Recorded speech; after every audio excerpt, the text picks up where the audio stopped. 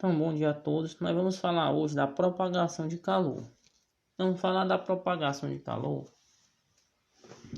Então, primeiramente, nós precisamos entender o conceito de temperatura para que possamos chegar ao entendimento de calor. Então, diz que temperatura é uma grandeza física que mede a energia cinética, medida em grau de liberdade de cada uma das partículas de um sistema em equilíbrio.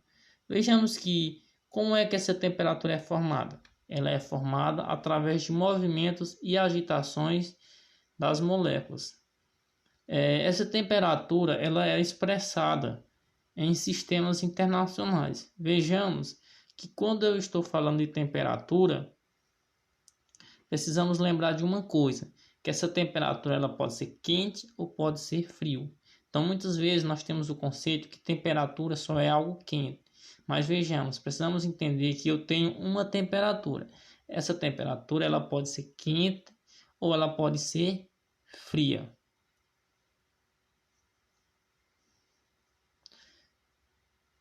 Essa temperatura, se ela está mais alta, mais quente, ou seja, ela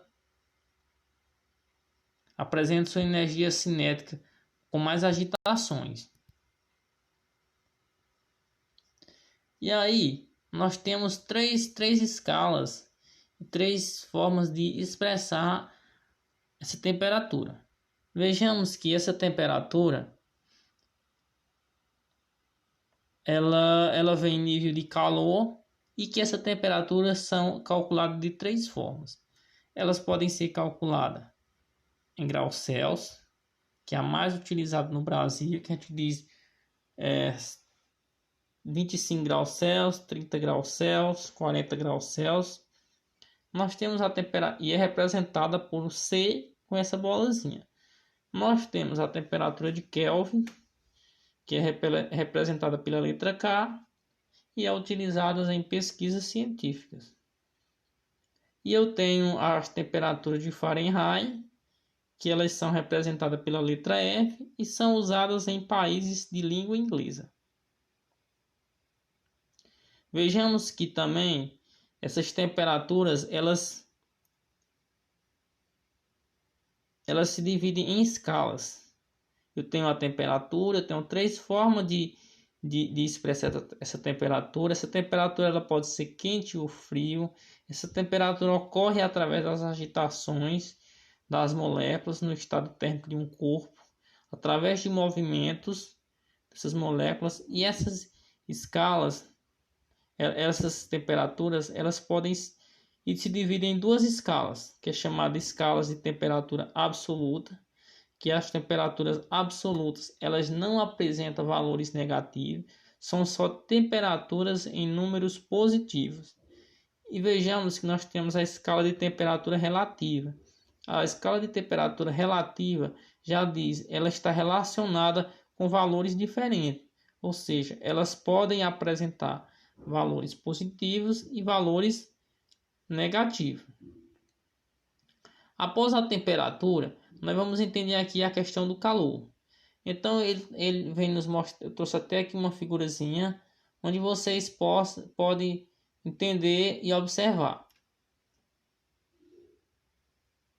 Então vejamos que calor, está dizendo que calor é uma energia calorífica e é caracterizada pela transferência de energia térmica que flui de um corpo com maior temperatura para outro com menor temperatura. Vejamos que calor é definido como energia cinética total dos átomos e moléculas que compõem uma substância de temperatura. Esse calor, só tenho calor se eu tenho a temperatura, ambas andam juntos. Mas vejamos que esse calor ele pode ser transportado de um corpo para outro. Por quê? Se eu tenho em contato dois corpos, um corpo mais quente e outro mais frio, quando eles se juntam, eles tendem a igualar essa temperatura. Por quê? Porque há a troca de calor de um corpo para outro, ou seja, os corpos eles têm essa capacidade de trocar esse calor, igualando sim a sua temperatura. Vejamos que nós temos aqui uma unidade uma caloria é igual a 4,18 joule. E aí eu tenho aqui como calcular o calor específico. Então, para mim calcular o calor específico, eu posso utilizar uma fórmulazinha química, dizer que Q é igual a M vezes C e vezes a variação de temperatura, que é representada por ΔT. Aqui tem um significado de cada letra. Q, quantidade de calor recebida ou cedida. M, a massa do corpo. C, o calor específico. E ΔT, a variação de temperatura.